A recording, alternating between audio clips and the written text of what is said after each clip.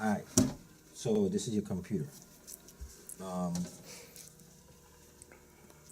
Password to get in is beauty supply, all lowercase, 01.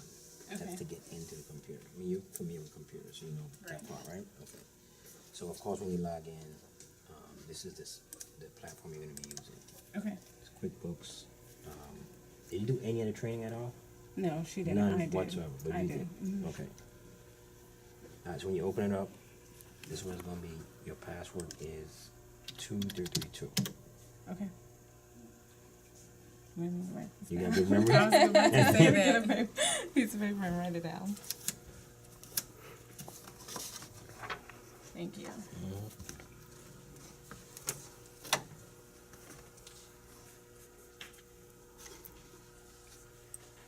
Beauty supply 01.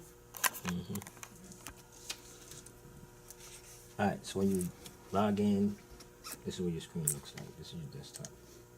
Alright. I'm gonna run through the whole outline of the training. Slow me down or speed me up. Okay. Because when people have the training, sometimes I'm going over stuff they already know. Okay. And if I'm moving too fast, just kind of slow me down. Okay, so I have my outline to keep me on track because sometimes I'll go too far right, too far left. To keep me on track, I got my thing here. Okay. Alright, so logging in, we already did the login, right? 2332. Now, I'm gonna explain that password to you in a second. Why that password was selected, and you're gonna set up your own profiles and stuff as well. Okay. Up here, file, this is just company preferences. In here, I pretty much have everything selected that you would need, how I have my stuff set up. So the training that you went through, was it live training or was it like an automated video? It was a type live stuff? training. So it was actual. It was you. It was me? Yes. What video was this? For the point of sale. Really? Hmm. So I was training some people? Yes. I think it was Oh. just showing the computer screen, but you were using the mouse. So you got some doing good the training clicking. then. Okay, so then that's good. I thought you just had like because there's some stock videos that go through the lessons, but it's not specific to beauty supply. Mhm. So you got good stuff. Yeah. You really need a whole lot of. But I think I'm better if I'm hands-on right here. Okay, so we're gonna do some hands-on. Okay. All right. So you understand the password stuff, store info. This is what we have right now. This right here is what shows up at the top of all your receipts. Okay. Okay. So right here, these are additional lines that you can put stuff in. So here would be a good place. You would put like your website, a tagline, store hours, that kind of stuff, because it's at the top of your receipt. Okay. Okay. This stuff here you really don't have to worry about. Let me go to something that you made. Receipt message. This is what is at the bottom of your receipt. Right. So this is where you would put return policy if you have one, exchange policy, specials, coupons, whatever you can put down Okay. at the bottom here. Everything else is pretty much already built in. You're not taking this kind of stuff right now, right? Right. You're not taking checks. Right. Okay, so we're gonna save that. And then your workstation. Oh, I need to put your poll in. I didn't do that. I'm gonna do that in a second. Okay. So this is your workstation. Again, this is already built in. Why is it saying that? Oh, alright, so everything else is pretty much built in. Done. So that's just showing you where you can go to do any options if you need, but that's not an area that you really need to mess with too much. Okay? Alright, up here at the top, this is employee stuff. So let me show you security first. So these are the profiles that are built in to the system that comes with it. You can add, as a signature, you can add different groups if you want. If you're gonna assign someone to do something specific, inventory team, whatever. But these are what's built in. You can check and uncheck, give rights, take them away. The reason I can do this is because I'm logged in right now as a system administrator, which is the most powerful profile in the system. So I can do anything. But as you can see, there are different levels that you can assign to your employees, give rights, take them away. And you can go through here and see everything that you want on the system that you want them to do or not do. Okay. Alright? So we get out of that. Alright, so I wanted to show you that first because now you're gonna go ahead and build your personal profile, you and your sisters. Okay. Right here, system security, system admin, this is what comes with the system, so that's naturally gonna be the only one. Here is now where you're gonna put in your information and assign a right.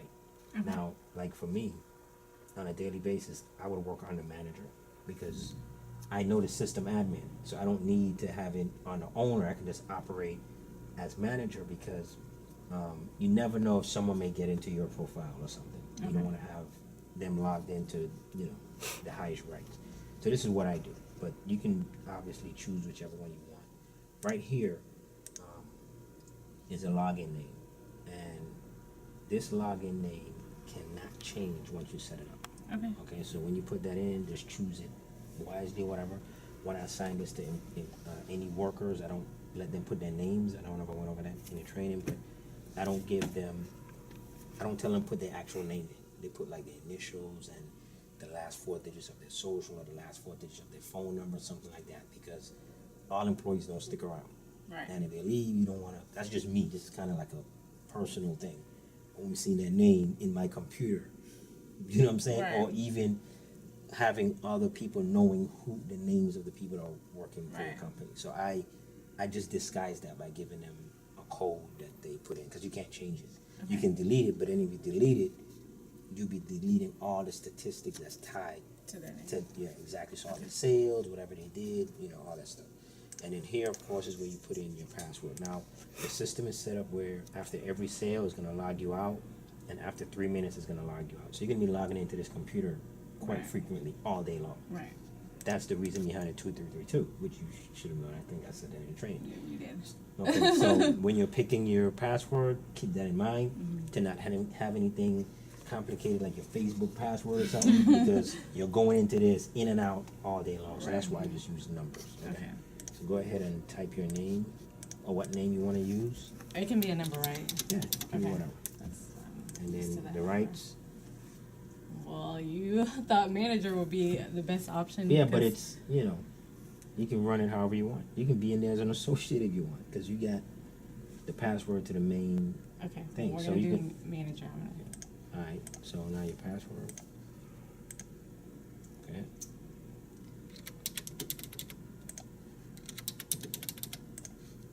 Alright, so that's save. We got another one. It's gonna be, what do you want yours to be?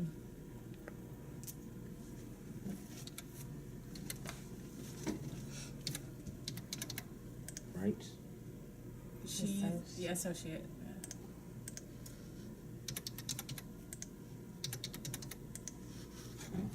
Save.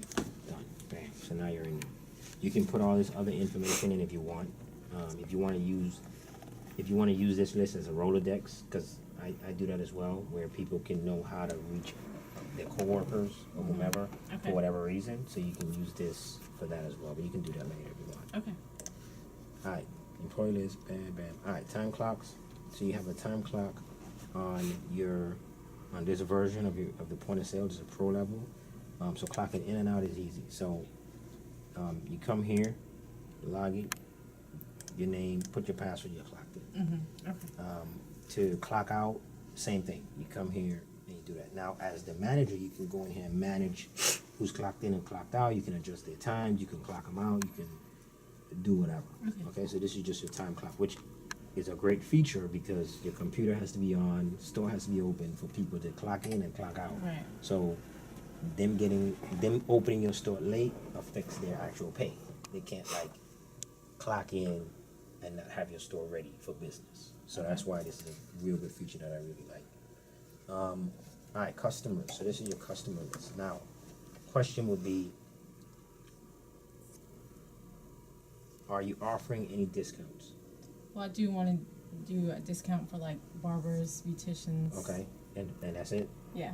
Okay, so. And employee discounts. An employee discount. Okay, so we're gonna add them here as customers because your barbers and stylists, you can put them in specifically by their name, but not everyone will want to do that. They're gonna just want to show their license, get a discount, and leave. Right. So there are two different types of customers we have. We have the specific customer, we have a group customer. So this is us creating a group. So just type stylist and then put license. We're doing that backwards because on the receipt it does it backwards. Okay. All right, and then what's the discount you're gonna give? I can't remember what you said. Yeah, 10%, is that not enough? Not enough? Is that too much? That's I'm trying adequate. to remember what you said in your T- training. So you must have failed. No, I did not fail. What, I can't remember what you said. 10% is enough. Okay. That's pushing it. Yeah, that's enough. Your sales tax out here is what? I think 8.25. I'm not sure. Okay, so Right. it could be equal to tax or 10% is probably the limit that I would go. Because you gotta think about, even though you're giving a discount, you still gotta pay sales tax on whatever the discount is, and you're chewing off some of your profit margin. Okay. So, you know, you gotta be a little careful with the discount piece because a lot of the products in here don't have a big profit margin. You know, you're the key to succeeding in this store, in this business, is volume. Is getting a lot of people to be coming, Right. shopping, and repeat customers. That's the ticket. The ticket is not selling one gel and you're rich for the day. You know what I'm Right. saying? Yeah. You can't succeed like that. So you got to be careful on the discounts. Okay, well, we'll do the 8.25. Okay, so equal to tax? Yes. Okay, so now what will be the employee discount? We can do the same. The same. Same thing? Yeah. Can't be the same thing. You can You're differentiate. looking at me. Because you just told me that 10% is kind of pushing it. You think it should be So- more or less than? Well, you know, the thing is, the people that are working in your store are less in population than those coming in as licensed stylists. So that means for your employees, you can give them a bigger benefit because it's not as many of them Okay. as the general population. Right. So a 10% discount for them, We'll be fine. yeah, would be okay because you're not going to be seeing that all the time. Right. Right? Okay, so, employee? Okay, now, what about friends and family? I'm not doing that. No friends and family discount? She has too many friends. I don't, but yeah, everybody will start being your friend and their family. Okay. Put discount right here. Wait, let's do it backwards, because I remember it comes up. Do discount? Wait.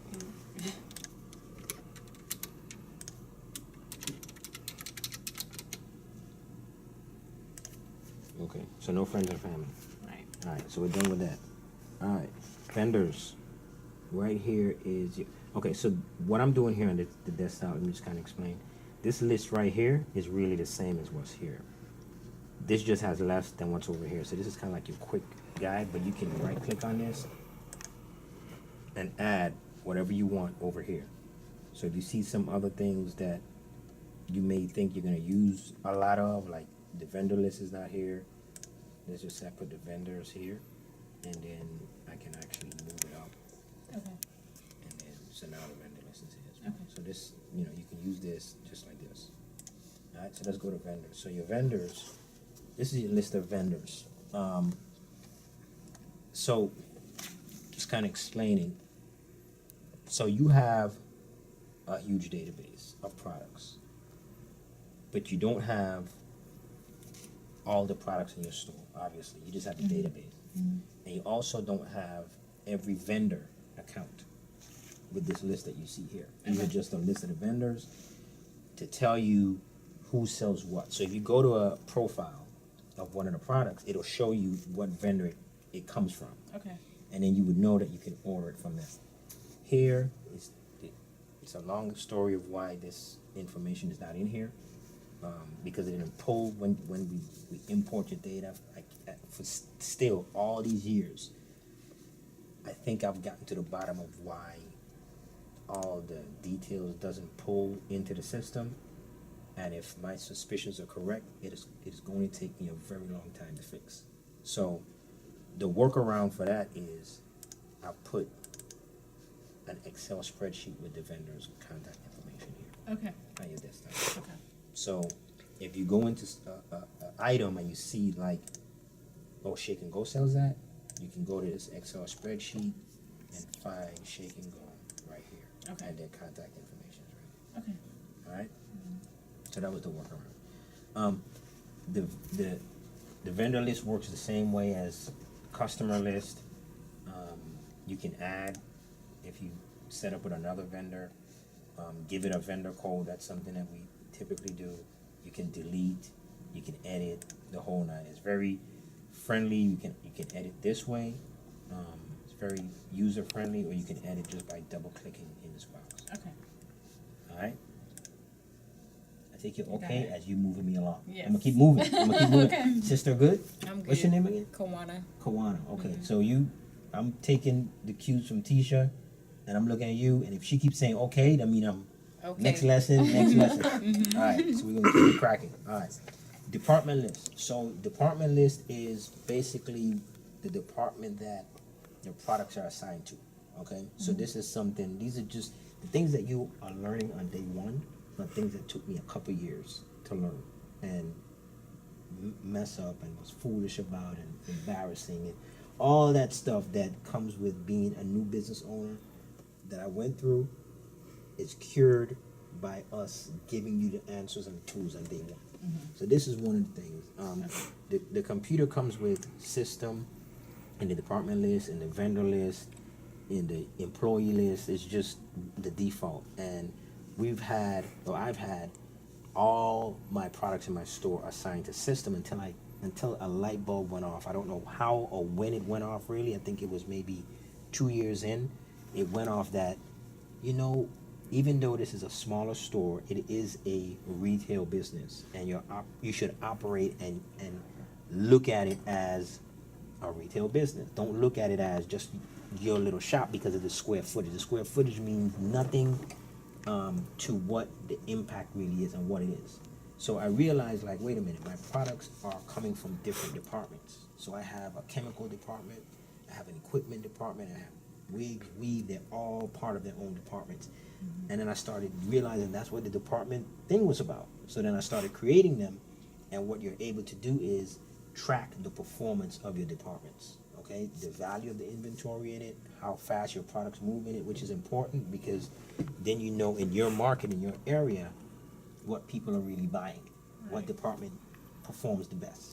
Okay, so that's what this really is. So you can add departments, you can edit, it's very friendly. Okay, just explaining to you what the department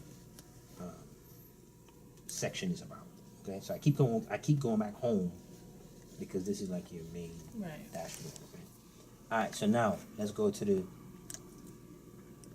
the fun part.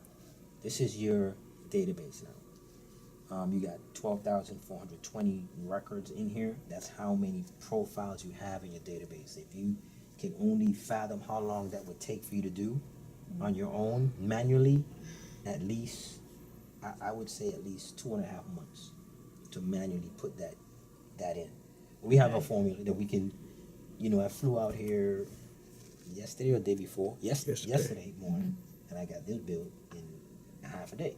So now, but that is 12 years of really learning how to work. But from day one, my first store only had 4,000, and it took me 3 weeks of just 4,000. So it is not a thing to snip. This is a real value that you got, right? Okay. So the thing is, you don't have quantities for everything. So you got 12, you're seeing quantities here of some things, but you have a lot of stuff in your database you don't have.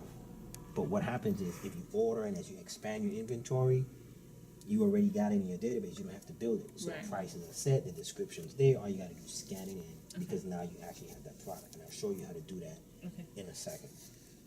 So right here you got item numbers that are assigned. You can sort this. Again, it's PC friendly. You can sort it by your item number, alphabetical order, your on-hand quantity. The UPC is the actual barcode. Some items don't have barcodes, and I'll show you how to access those things in a second. Your vendor name, you can, once you click on these, you can sort them however you want. Okay, so this is what that is about. And if you want to see more fields here, again, how I set it up is I set up your point of sale system based off of like experience, knowing what you need to see on a regular basis. So when you come here, you may see some things like, maybe I want to see something else or whatever. You can do that, but I help start you off in a way that I feel with the tools that you need. Okay, so if you click here, you right click, customize. This is all the stuff that you can have actually at the top. Okay. And if you click on them, it'll bring it up here. If not, you leave it off. But these are the items that I think that you need. Okay. Okay? All right, so right here it says search inventory. This is how you search your inventory. So there's 6 different ways to search your inventory. Do you remember them? Let's see if you really passed. Well, I don't Oh, know about now you're those forgetting 6. all of a sudden. I know All of a about sudden you the did. item name, the UPC, the Mm-hmm. maybe item number, Mm-hmm. and that's about all I remember. I don't know if you can do it by item description. Okay. You trying. You're trying. Okay, so here we go. This is an item here.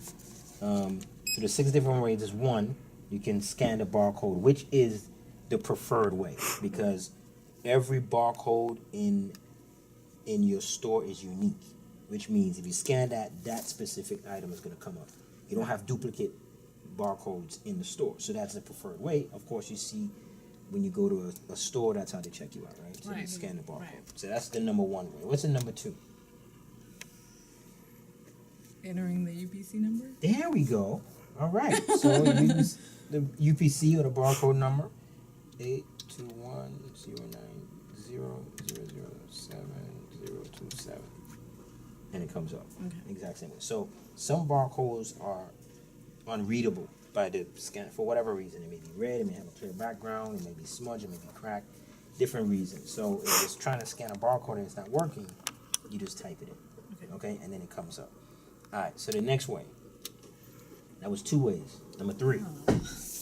Okay, number 3. I'm gonna help you move Okay. along. And number 3 is your actual item number. Okay. Now, the thing Said about that your earlier. yes, you did. Yes, you did. The thing about your system is, I'll just show you. If I click add,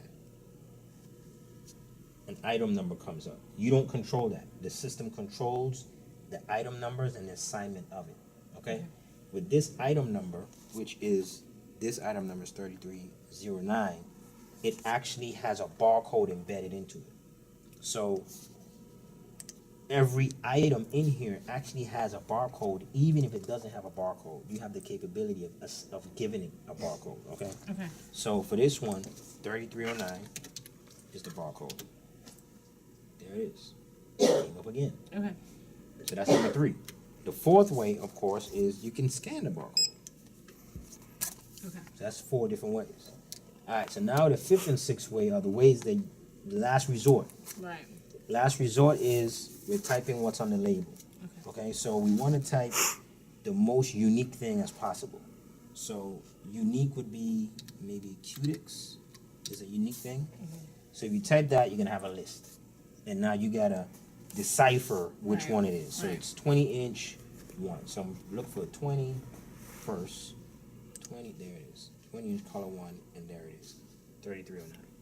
So that's the other way. So how we put the stuff in the system is we put in the description by what's on the actual label. Right. Okay? That way, it's kind of like dummy proofing it. So if someone wants to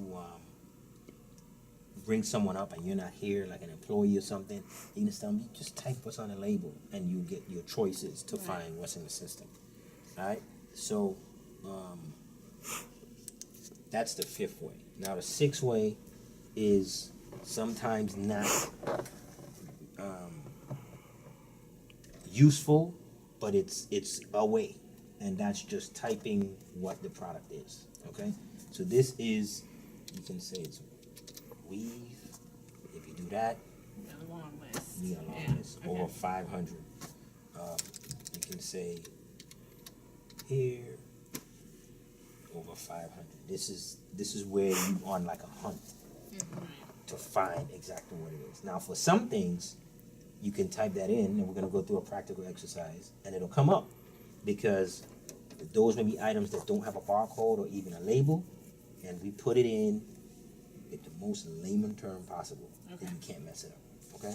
Like comb or something. Exactly. Okay. Exactly. It's a comb, you put comb, and then, you know. Okay. So those are the 6 different ways. All right, you got it? Mm-hmm. All right, now, in your profile, this is in your items list. So this is like your inventory. Your items list is your inventory. The way I just showed you how to do that, it's applicable anywhere that you're trying to find the inventory. Okay, so in your make a sale screen, in your receiving inventory screen, and I'll show you those in a second, it's the exact same thing. Those 6 different ways will apply in those different windows. Okay. Okay, so you don't have to worry about that. All right. That was gonna be my next question too. Yeah, you can find it like that. Now, Okay. one thing I need to show you or tell you about is, all right, so you may have, what's this? This should be one of them.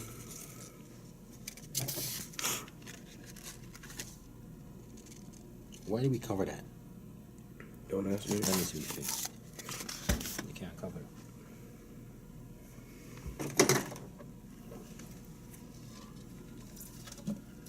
Same thing.